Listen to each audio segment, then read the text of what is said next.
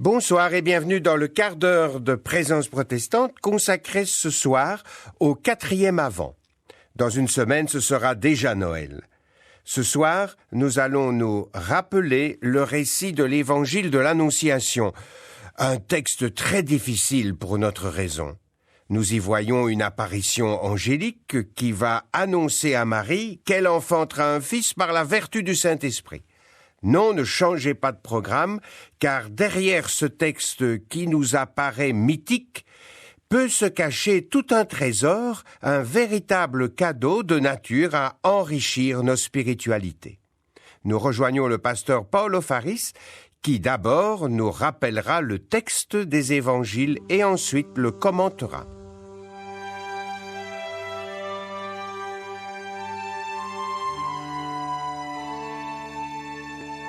Nous méditerons sur l'évangile de l'Annonciation qui se trouve dans l'évangile de Luc, chapitre 1er, des versets 26 au verset 37.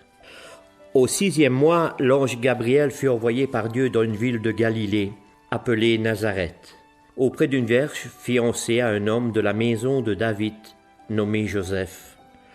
Le nom de la vierge était Marie. L'ange entra chez elle et dit « Je te salue, toi à qui une grâce a été faite. Le Seigneur est avec toi. » Troublée par cette parole, Marie se demandait ce que pouvait signifier une telle salutation. L'ange lui dit « Ne crains point, Marie, car tu as trouvé grâce devant Dieu. Et voici, tu deviendras enceinte, et tu enfanteras un fils, et tu lui donneras le nom de Jésus. Il sera grand et sera appelé Fils du Très-Haut. Et le Seigneur Dieu lui donnera le trône de David son père. Il régnera sur la maison de Jacob éternellement, et son règne n'aura point de fin. » Marie dit à l'ange, « Comment cela se fera-t-il, puisque je ne connais point d'homme ?» L'ange lui répondit, « Le Saint-Esprit viendra sur toi et la puissance du Très-Haut te couvrira de son ombre. C'est pourquoi de cet enfant qui naîtra de toi sera appelé Fils de Dieu. Voici, Élisabeth, ta parente, a conçu, elle aussi, un fils dans sa vieillesse. Et celle qui était appelée stérile est dans son 6e mois, car rien n'est impossible à Dieu. Marie dit, « Je suis la servante du Seigneur, qu'il me soit fait selon ta parole. » Et l'ange la quitta. Je vous avoue qu'en relisant le texte de l'Annonciation de Luc, je me suis posé la question de savoir si réellement le titre d'évangile de l'Annonciation était bien choisi. Car à lire et à le méditer, il me semble qu'on pourrait également l'appeler l'évangile de l'acceptation. En effet, annonce signifie avis par lequel on fait savoir quelque chose au public, verbalement ou par écrit. Tandis qu'accepter signifie consentir à prendre quelque chose, à recevoir ce qui est offert. Et là est le dilemme pour moi. Que représente ce texte? Un récit mythique ou bien autre chose? Jésus dira au chapitre 17 de Jean, « Ta parole est la vérité. » Voilà une citation qui vient davantage mettre de l'eau au moulin de ma réflexion, de la réflexion de ce texte et de sa portée pour nous en cette veille de Noël. Si l'on considère que le texte n'est rien d'autre qu'un rappel aux accents et références de l'Ancien Testament tels que, premièrement, « Et voici, la Vierge enfantera », nous est-il dit dans Ésaïe. Deuxièmement, l'ange au vol rapide, qui se trouve en Daniel, fait référence à l'ange Gabriel, qui là aussi vient annoncer un message. Nous pouvons donc envisager ce texte comme un pivot auquel il nous faut prêter attention, une invitation à la réflexion sur ce qui est annoncé et face à cette réflexion un choix libre qui porte sur l'acceptation ou pas de ce qui est annoncé. Voyons qu'annonce le texte. Que dit-il? Il dit qu'une grâce a été faite et cette grâce a été faite à l'occurrence à Marie. Et que cette grâce aura aussi bien une portée personnelle que collégiale. Personnelle parce que Marie sera mise en face de soi-même, et aussi à l'acceptation volontaire de ce qui lui a été annoncé, et cela malgré ses doutes et ses peurs. Collégiale parce que nous savons que l'annonce faite à Marie est intemporelle, car il est question de l'Éternel qui sauve, signification du nom de Jésus, du Fils de Dieu dont le règne est éternel. D'où le pivot dont je parlais précédemment, passer d'une information reçue, Dieu fait grâce en Jésus son Fils, à l'acceptation de cette grâce dans notre propre vie, et cela malgré doute et peur. Ce texte est aussi pivot parce qu'il annonce l'accomplissement des promesses faites aux prophètes et le don du Messie d'Israël. Face à ces accomplissements que viennent balayer tous les doutes, que décidons-nous? Il y a dans ce texte de Luc comme un clin d'œil de la part de Dieu, comme si Dieu, connaissant nos doutes, venait nous rassurer, nous encourager à travers les paroles de l'ange. Rien n'est impossible à Dieu. Les textes de la période de l'Avent sont une invitation à la mémoire de ce que Dieu a accompli pour l'humanité, pour son amour et sa grâce manifestés en Jésus-Christ, que je résumerai par Jean, car Dieu a tant aimé le monde, qu'il a donné son Fils unique, afin que quiconque croit en lui ne périsse pas, mais qu'il ait la vie éternelle.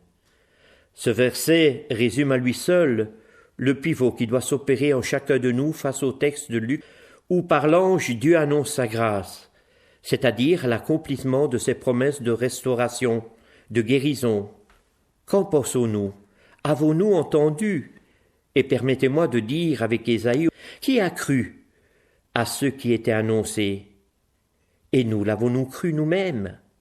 Car le texte de l'Annonciation a pour but de nous conduire à l'acceptation, car savoir que Dieu est amour et qu'il aime la miséricorde plus que le sacrifice, comme le dit le prophète Osée, et que Jésus reprendra en Matthieu, est une bonne chose.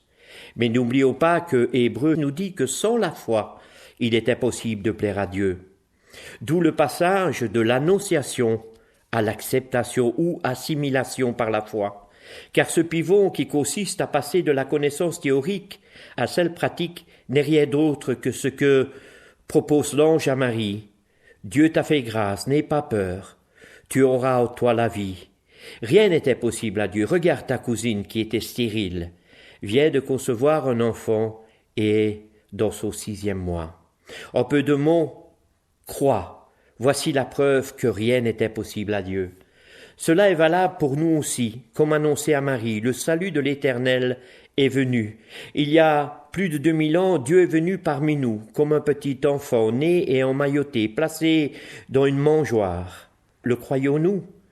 Si oui, alors nous basculerons du savoir théorique au miracle de la vie qui naîtra en nous en Jésus-Christ. Et cela même si cela semblait possible, car à Dieu rien n'est impossible.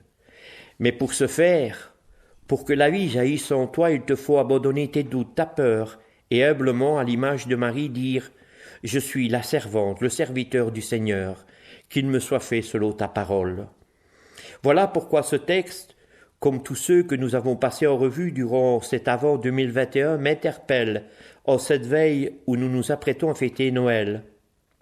Ai-je bien basculé de l'annonciation à l'acceptation?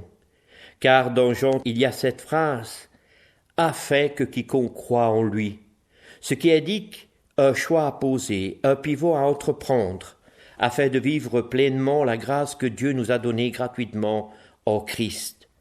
Au fait, c'est pour cela que chaque année nous vivons la période de l'Avent, avec des textes qui nous rappellent l'œuvre de Dieu dans son amour pour l'humanité. Car n'oublions pas que le désir de Dieu, c'est que personne ne se perde.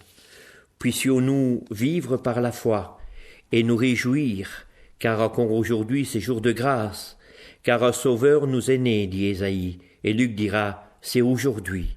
Il vous est né un sauveur, qui est le Christ le Seigneur. Permettez-moi de vous souhaiter un joyeux Noël dans l'acceptation de sa grâce. Grâce infinie de notre Dieu, qui un jour m'a sauvé. J'étais perdu, errant de lieu en lieu, lorsqu'il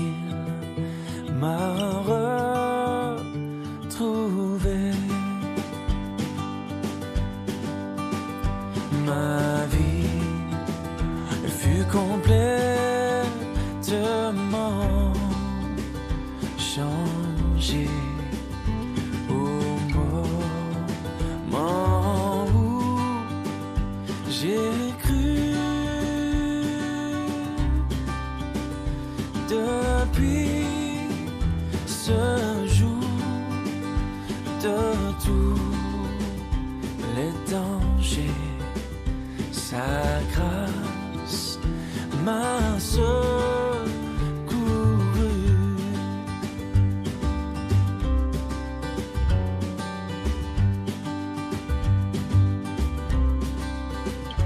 Dans mes épreuves et mes là-bas suffisante est sa grâce. Je peux toujours compter sur sa faveur. À chaque heure qui passe. La, la, la, la, la, la.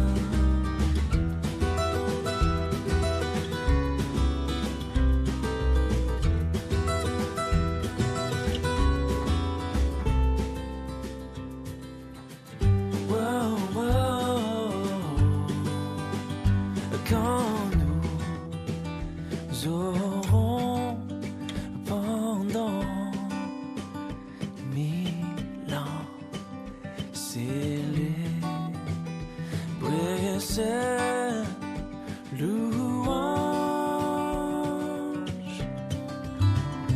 nous pourrons comme au commencement lui offrir tous nos hommages. C'est avec le chant Grâce infinie que se referme Présence protestante pour ce soir, en vous signalant que vous pouvez réentendre cette émission et la méditation du pasteur Paolo Faris sur Ovio et sur le site www.aprt.be. Samedi prochain, le 25 décembre, nous vous invitons à suivre en télévision sur la 1 à 10h le culte de Noël depuis le temple de Martigny en Valais suisse et en radio sur la première, culte à 12h30.